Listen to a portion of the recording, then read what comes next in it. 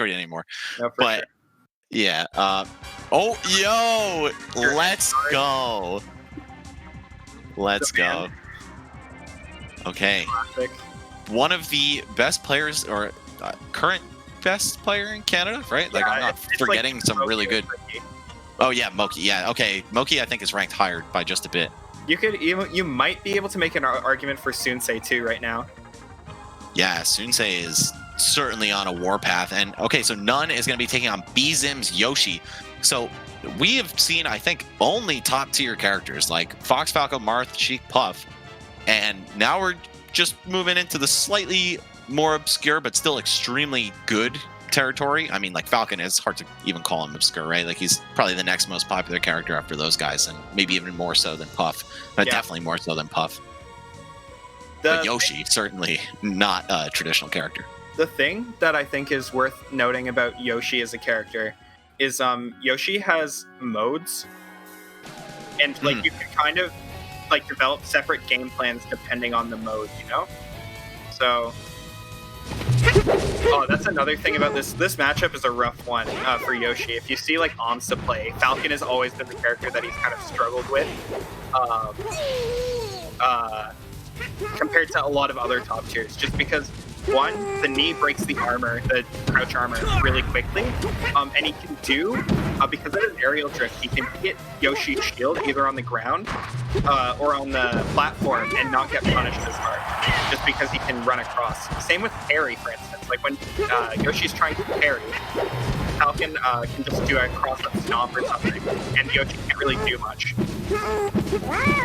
Yeah, Falcon also just so ludicrously fast that, you know, it's hard for Yoshi to ever pin him down. But at the very least, you know, being a fast faller, he gets comboed to hell. So there's some light at the end of the tunnel here. This is a matchup I'm not even going to pretend to know about. Like, I've only spectated it a handful of times. Don't think I've ever casted it, and I don't play either of them. So by all means, man, you're educating me just as much as you're educating the viewers as this happens. No, yeah, basically all this stuff I know about this matchup is just from watching it at different levels and talking to our local Yoshi about it a little bit. But a lot of Falcon mains consider, or Yoshi mains consider this one of the worst. It's like this and Peach might be the worst matchup for Yoshi. Okay, you got the dash attack to nudge him off stage. Yo, I mean, I just realized what the stock and percent count is here. BZIM is crushing Nun. Well, oh my gosh, yeah, I thought that was about to put Nun in the lead, but actually it just put BZIM more in the lead. This would be a crazy upset. Although we're only on game one and it's not even over yet, but Nun is out of crouch cancel percent, which is probably... Apparently, I have a word from our producer that I'm currently playing with sunglasses on, which, you know... That could mean a variety of things. Yeah, maybe. Yeah, probably, you know, probably the one that you think it is, though. Yeah. It would not be Nun if it weren't for Sunglasses Man over there. Okay, right. So he's behind, but it's still looking doable. Good slide off. If there's anyone who can kill you off one hit, this guy is near the top of the list. Yeah. Oh, good crouch, or not crouch cancel, super armor. It is basically crouch cancel in the air. The percentage is similar too. As in an edge guard scenario, this looks like it might be it. Oh, that egg may have saved him, but no, he covers properly. Okay, smart by BZIM, just picking the lowest common denominator option with that down smash.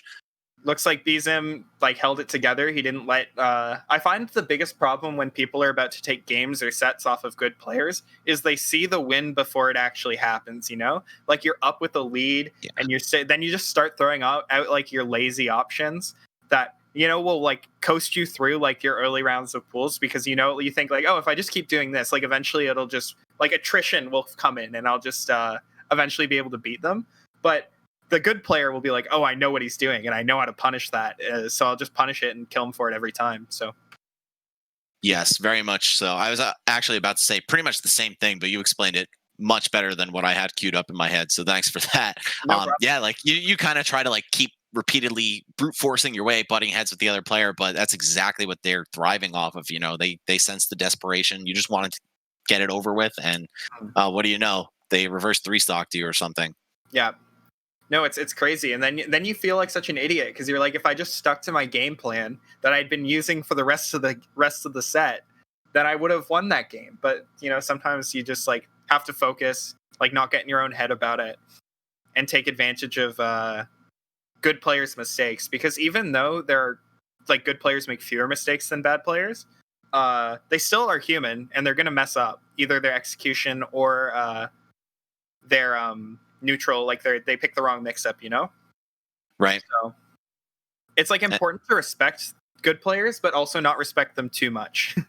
Yeah, exactly. Like it's like when you see a wild bear in the woods, right? It's like they're just as scared of you as you are of them sometimes, like in different ways for sure. It's like none doesn't want to lose to like a non-PGR Falcon or a Yoshi rather. You know what I'm saying? Like to him, he's like holding on for dear life to not have that loss. So you got to capitalize on that, keep your head on straight, and then you could walk away with it. But he's expecting you to get nervous because he's like, it's like the Wong factor, right? And the Chris Jitters from FGC lore, of course, fighting against somebody really good, it can just make you nervous when they're about to drop it because you almost can't believe the outcome is about to occur. Yeah, it's the type of thing where they also have a lot more to lose than you do, Yes, exactly. So, anyway, looks like none is, oh, yeah, that was a weird dash attack. I don't know if Yoshi's dash attack hits below the ledge, but if I had a guess, I'd say it wouldn't. Yeah, but I could be wrong. Hitboxes are often very misleading in Smash Bros. Ooh, none misses his ledge option there and dies for it. Good tech chase, stomp. Yoshi's up-angled F tilt is actually so good at stuffing short hop approaches from a lot of characters. It's very underrated. Yeah, and that's exactly why you see the top Yoshis use it so much. A lot of temptation to jump in. It feels like Bizim is now kind of like trying to force his way in a little bit, which is not what you want to do. Like, you want to take advantage of someone's mistakes or force them to make mistakes, rather than just like run your head into the wall and hope it works. Right, maybe trying to capitalize on the momentum from the game 1 win. Good knee. He read his jump out of shield with a knee, which is really good there. Excuse me. Sorry, Yoshi. You can't actually jump out of shield, but yeah. Or not out of shield. Yeah, sorry, that was bullshit. I guess I've been playing too much Ultimate. Right? Yeah. Yeah. Okay. Oh, that was like, it could have gone haywire for either player right there and turned into something really disgusting. Oh, Bizim, is he about to convert off of this? Oh, if he landed the tech chase into a kill, I mean, he still basically did. That was crazy. He picked up the slack there. I think none also might not have been ready for the option, because sometimes it feels like, oh, I should be dead, so you're not ready for like the next step, if that makes sense. The early percent knockdown off the down smash, but he couldn't keep flowing with it, and none. Secret agent over here with his glasses on, staying incognito. He's like, hey man, even if I lose, at least I'm staying low profile with it, but I don't think we have to worry about that, at least here in game 2. None starting to get everything rolling. Oh, good reversal. But he just jumped there. I felt like maybe like a wave dash or something to cover him landing on stage would have been a better option. But it might just be nerves and missed execution, because I know a lot of good players have told me they hate when people on commentary question their option when it obviously wasn't a mistake in an option. It was just like a missed input. Yeah. If I had to guess, yeah, it was either wave dash back or maybe just short hop to cover the tech chase. But he got full hop instead. Either way, 125%. Yeah, okay, he was jumpless, and he's going to go down. Bizim putting up a great fight, still taking none to last stock in game 2. Yeah. So, I mean, this is anybody's set to take at this point. Another thing worth mentioning is counter picks against Yoshi in general are really good. Like, both Stadium and FD are considered very bad stages for Yoshi, just because he has a hard time moving around without a top platform, or when the platforms are really far apart, like they are in Stadium. Definitely a character who needs platforms to have his movement up to par. So we'll see which of the many 3 platform stages he will get the chance to go to, or rather choose to go to, because only one of them is getting taken off the table.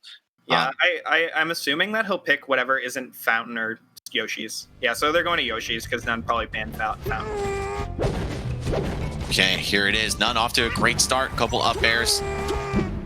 And, almost with the knee.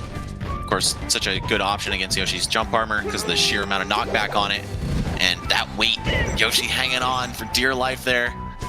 That was a good wait from Beezim because he waited a really long time to actually use his jump armor. Otherwise, he would have probably gotten hit out of it and then punished, you know? Right. Ooh, sailing right over the knee again. Oh, I feel like that was a down smash city, but...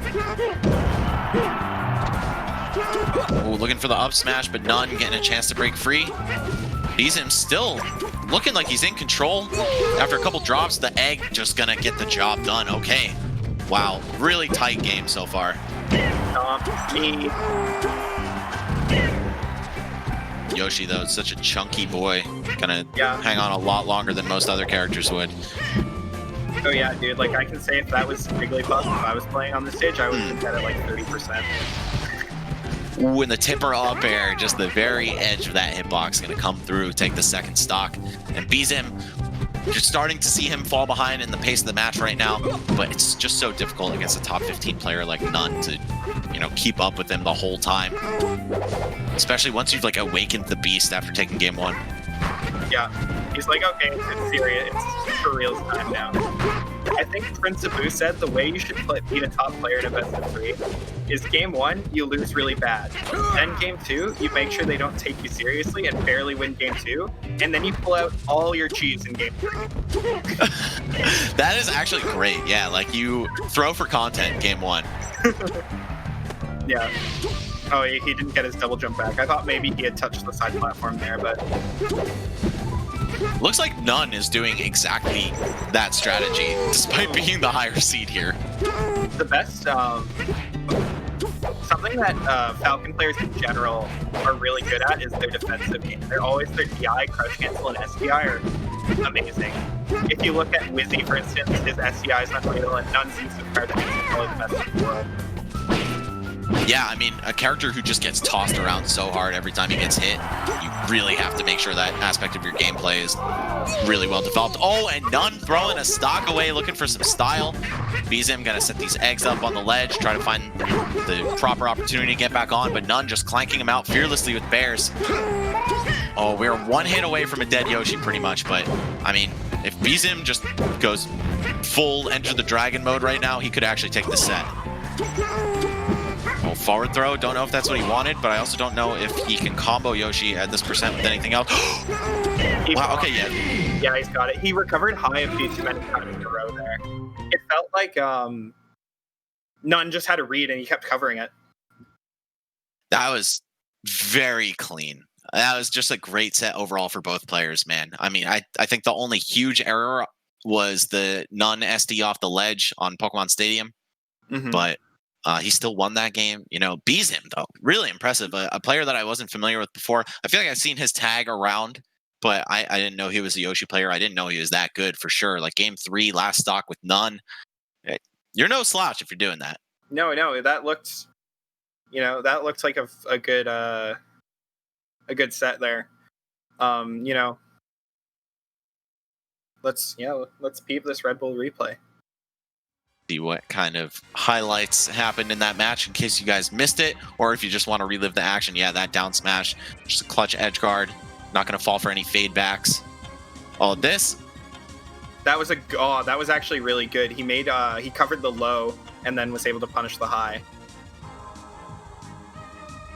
And this is how he closes out game 1, same fashion with that down smash, just saying, hey man, no matter what recovery mix-up you look for, this is still probably going to reach you. We got a clean knockdown into knee from None, but this was the highlight of the set for me. Yeah, he just picked up the slot there and was able to get him for it. I feel like all of these games were pretty doable for Beezim. It was just, I think maybe he's, like we said, he saw the win a little bit before it actually happened, like that. See, he recovered high. He did that like 3 times in a row at the end of game 3. And I think Mango said if someone does something 3 times in a row, they're just going to keep doing it. Like they're not going to mix it up ever. Right, and it's not like None was exactly overextending too much. Yoshi has to take a lot of time with his floaty jump to get back onto the stage, so he could kind of throw that out for free, almost just like as a check, and then checkmate if you find yourself into it. You know what I'm saying?